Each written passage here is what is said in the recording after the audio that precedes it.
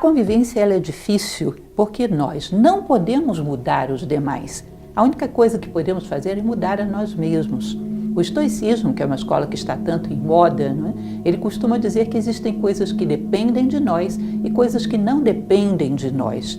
Não depende de nós, por exemplo, fazer com que as pessoas mudem agora, do jeito que a gente quer e para se transformarem naquilo que a gente quer.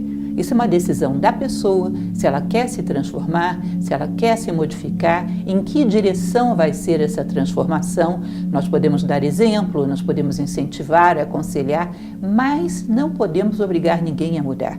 Então, se eu tenho um atrito de convivência, o que eu posso fazer? O que está inteiramente sob o meu poder? Mudar a mim mesmo, de tal maneira que esse atrito se suavize, de tal maneira que essa convivência se torne viável. Nós temos que saber que, existe inclusive um ditado popular que diz que quando um não quer, dois não brigam, né? Esse ditado não deixa de ter uma certa verdade. Quando nós aprendemos a nos relacionar com as pessoas, entendendo como elas são, claro, colocando limites, mas sabendo aceitar as limitações, valorizar o que elas têm de melhor, enfim, quando sabemos nos relacionar com os demais, quando nós mudamos e aprendemos a nos relacionar com os demais, podemos amenizar muitos dos conflitos, mudando apenas a nós mesmos. Então vamos começar falando a respeito da família. Veja bem a questão da família. A nossa convivência é muito próxima. Às vezes os espaços são muito exíguos. E essa convivência próxima faz com que muitas vezes a gente perca uma certa formalidade que é necessária no convívio humano. Vocês podem dizer, não, formalidade é o fim, formalidade quebra a espontaneidade, formalidade é artificial, não é natural. Não é verdade. Nós, quando queremos o bem de uma pessoa, nós nos vestimos da melhor maneira para estar com ela, nós arrumamos a nossa casa da melhor maneira para receber a visita dela, procuramos dar o nosso melhor. Formalidade nada mais é do que escolher as formas adequadas, as formas mais belas, as formas mais agradáveis, por amor ao outro e por respeito ao outro. Então, muitas das formalidades básicas da convivência, nós muitas vezes abolimos quando há muita intimidade. Uma intimidade que às vezes ultrapassa, inclusive, um certo espaço de privacidade que deveria ser mantido. Então, você repara que às vezes os nossos familiares se queixam. Você, quando vai falar com um conhecido, com uma pessoa, com um amigo, fala de um jeito. Quando vai falar comigo, fala de qualquer maneira. Nós ouvimos esse tipo de reclamação. E por que fazemos isso? Porque ao falar com as pessoas que nos são mais íntimas, nós usamos qualquer maneira, qualquer forma. Nós acostumamos a achar que a proximidade vai abolir todas as formalidades e que podemos ser de qualquer maneira. E ser de qualquer maneira significa, em geral, ser da pior maneira. Ou seja, sermos bruscos na nossa entonação, usarmos palavras que às vezes são grosseiras, que podem ofender, ou seja, apelamos para aquilo que temos de pior. Isso é uma primeira coisa que a gente deveria procurar abolir. Aconselho aqueles que não conhecem que leiam Confúcio, leiam os Analetos. Confúcio fala muito a respeito desse cerimonial da vida, das formas adequadas para cada coisa. Tá? Então, na intimidade mais próxima tem que ter forma? Até aí, Lúcia, tem. Aliás, eu recomendo uma coisa para você. Quando esteja sozinho consigo mesmo, tenha forma. Não se desrespeite. Não se coloque de qualquer maneira, o seu corpo de qualquer maneira. Tenha respeito até por si próprio, que dirá por aqueles que estão mais próximos de nós. Então, um excesso de informalidade que nós tomamos como natural, muitas vezes é a fonte de muitos equívocos e de muitas confusões, né? Então, o excesso de intimidade pode gerar desrespeito, invasão do espaço do outro, descortesia e outras espécies de informalidades prejudiciais. Então, imaginar as pessoas que eu amo deveria ser aquelas a quem eu destino as melhores formas, aquelas a quem eu falo da maneira mais adequada, da maneira mais bela, aquela a quem eu escolho as melhores palavras, aquelas para quem eu me apresento oferecendo o meu melhor, porque é próprio do amor oferecer o melhor. Então, quando fazemos esse discurso arrumadinho para pessoas de fora, não é por amor ao outro, é mais por manter uma imagem nossa. Nós temos que aprender a ter amor a nós mesmos e às pessoas à nossa volta e escolher as melhores formas por causa disso, por dignidade e não simplesmente por querer manter uma fachada. Isso é um dos elementos fundamentais. Tá? Convivência familiar é uma convivência de longo prazo, portanto ela exige uma tolerância inteligente. O que significa isso? Uma tolerância que não se excede a ponto de você suportar coisas que não deveria suportar. Sei lá, digamos que você tenha um familiar que de repente decai, degringola na vida e se torna um criminoso. Eu não tenho por que tolerar estar próximo de um criminoso. Eu não tenho por que tolerar coisas tão indignas assim. Portanto, a tolerância tem limites, mas ela tem que ser muito praticada. Nós temos que reconhecer os limites do outro, saber incentivá-lo a superar esses limites, mas incentivá-lo da maneira correta, sem confrontá-lo, sem agredi-lo, ajudá-lo através do exemplo, ajudá-lo através de falas bem colocadas, no momento certo, de uma tal maneira que possam ser bem recebidas. Ou seja, para que uma convivência de longo prazo seja mantida, você tem todo um protocolo, todo um cuidado para não provocar feridas inúteis, para não gerar rompimentos inúteis, para usar as melhores condições, os melhores momentos, as melhores palavras para tentar ajudar o outro a crescer. E saber que o outro tem limitações, pode superá-las, pode alargá-las, mas limitados todos nós somos. E vamos ter que aprender a conviver com isso. Limitados todos nós somos. Podemos ampliar os nossos limites, mas rompê-los completamente é algo próprio de um sábio, e não seremos sábios tão cedo assim. Tá? Então, aprender a conviver com limitações, ajudar a superá-las, mas ter bastante tolerância, bastante paciência. Um relacionamento de longo prazo exige isso. Uma outra coisa que é fundamental é que, nesses espaços pequenos entre as pessoas, tem que se saber guardar a privacidade, criar, respeitar e guardar a privacidade. Um dos problemas que tivemos, por exemplo, durante a pandemia foi exatamente porque, às vezes, em casas pequenas, todos tiveram que ficar lá dentro ao mesmo tempo. Crianças, esposo, esposa, coisas que raramente aconteciam no dia a dia.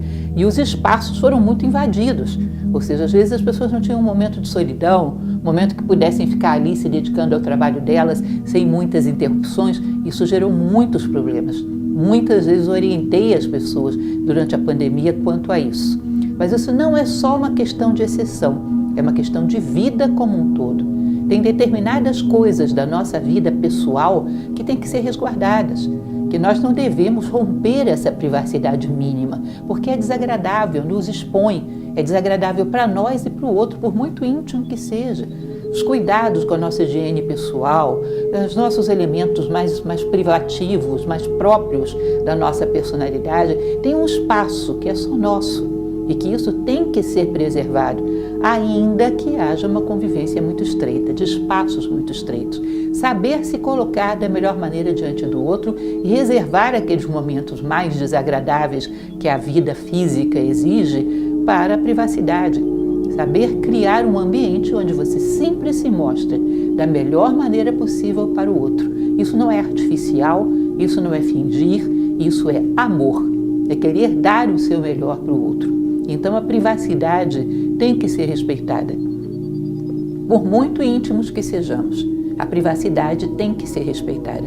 E os nossos filhos que começam a crescer, entram aí na pré-adolescência, na adolescência, têm também a privacidade deles. Temos que saber protegê-los, mas sem devassar a vidinha deles. Deixar que tenham, que vão construindo também os seus espaços. Protegê-los sem serem invasivos em excesso. Saber quando é necessário aproximar mais, quando é necessário deixar um espaço, o seu diário, o seu contato com os amiguinhos com quem você confia, aquele espaço ali você não tenta invadir, porque é agressivo.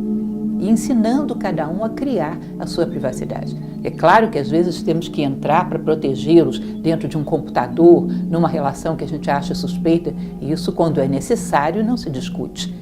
Mas quando não há essa necessidade, respeitar inclusive dos jovenzinhos que vão crescendo a sua privacidade. Isso é uma questão de respeito pessoal básico, que nós temos que resguardar para nós e respeitar nos outros.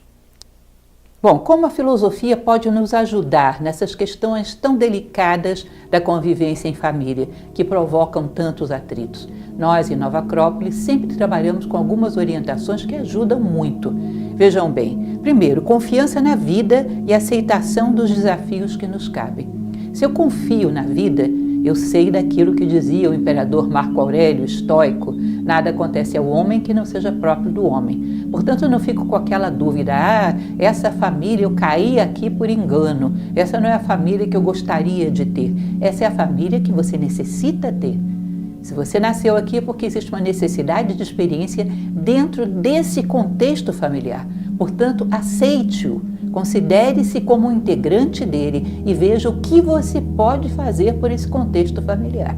Por muito que ele possa te parecer árduo em algumas situações. Não nascemos onde nascemos por acaso. Não pertencemos à família, ao país, ao momento histórico que pertencemos por acaso. Existe uma lei da necessidade que nos coloca naquele ponto onde mais podemos aprender e onde mais podemos ajudar também.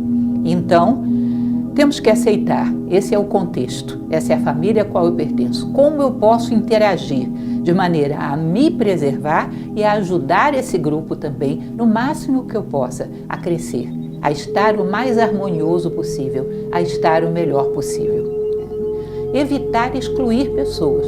Como eu falei para vocês, às vezes pode acontecer. Tem, sei lá, aquele primo que caiu numa marginalidade violenta. É claro que eu não posso manter relação com uma situação tão degradante assim.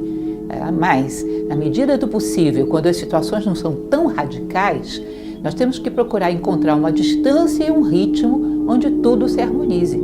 Eu sempre falo a respeito do Sol com os planetas. O Sol sustenta todos os planetas, sustenta a vida na Terra, mas como é que ele se relaciona com os planetas? A distância certa e o ritmo certo. Se algum aproximasse demais, torraria tudo, não tornaria viável, por exemplo, a vida, arrebentaria tudo. Se o ritmo fosse muito intenso, não, cada um na sua órbita, no seu ritmo, na sua proximidade, ou seja, cada coisa no seu lugar. Quando você encontra o lugar certo, talvez um ritmo menor, não nos encontrarmos tão frequentemente, talvez uma distância um pouco maior, ou seja, não morarmos talvez no mesmo ambiente, uma distância e um ritmo onde seja possível conviver com todo mundo. Vamos nos encontrar em tais e tais circunstâncias, não vamos ter uma intimidade tão constante que um possa ferir o outro, enquanto não consigamos harmonizar essa relação.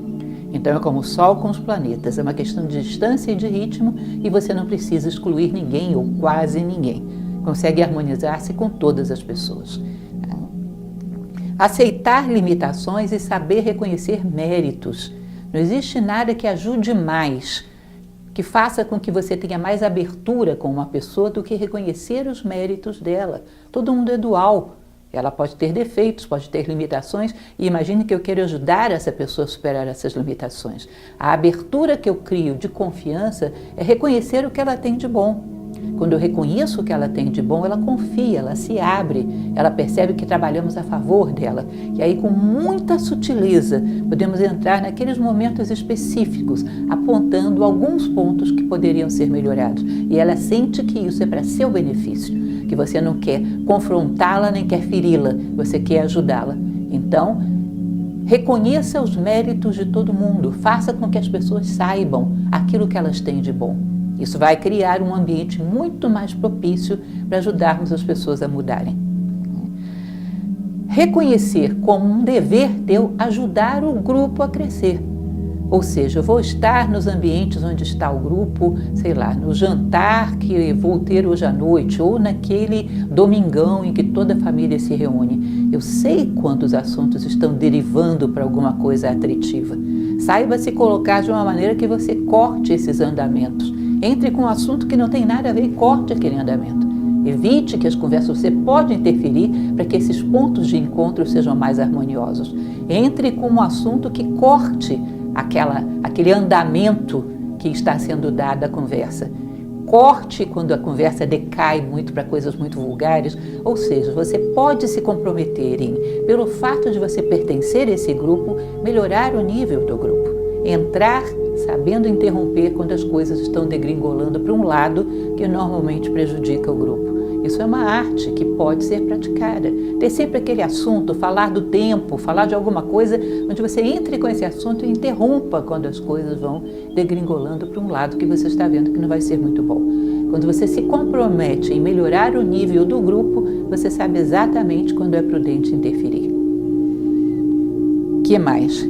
Criar pontos de encontro onde a harmonia prevaleça. Ou seja, tem aqueles pontos de encontro cerimoniais, por exemplo, um Natal, uma Páscoa, valorize isso.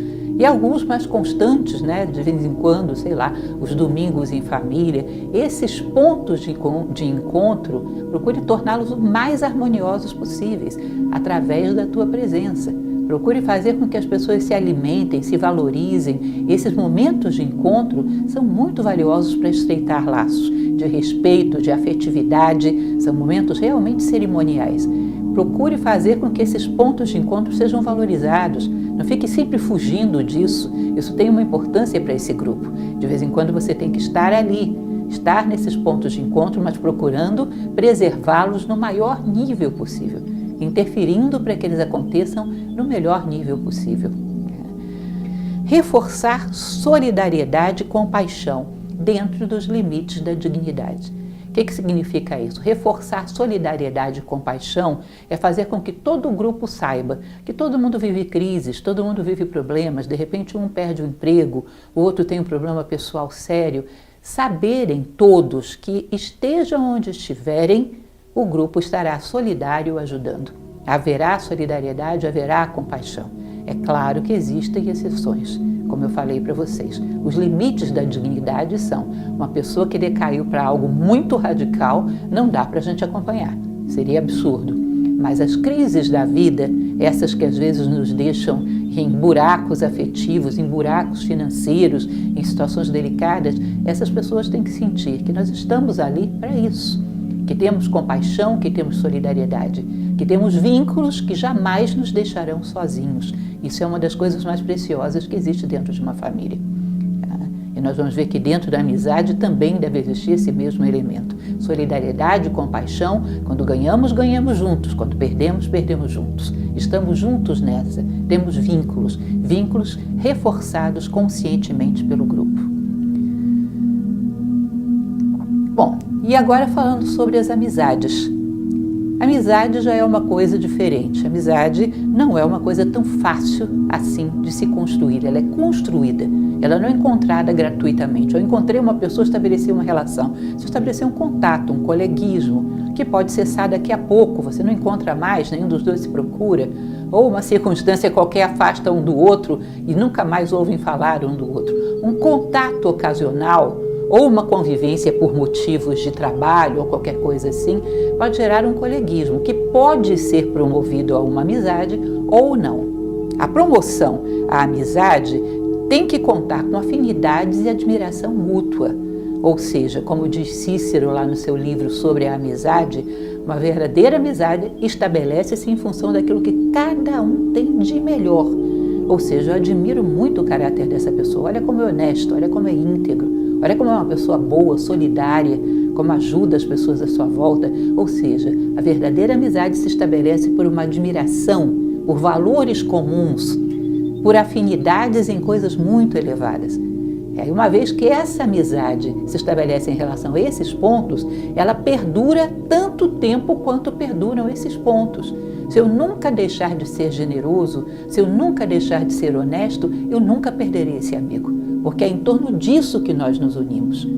Então ela é estabelecida em torno das nossas maiores virtudes. A gente se une para o que a gente tem de melhor. Muito cuidado com as uniões por aquilo que a gente tem de pior.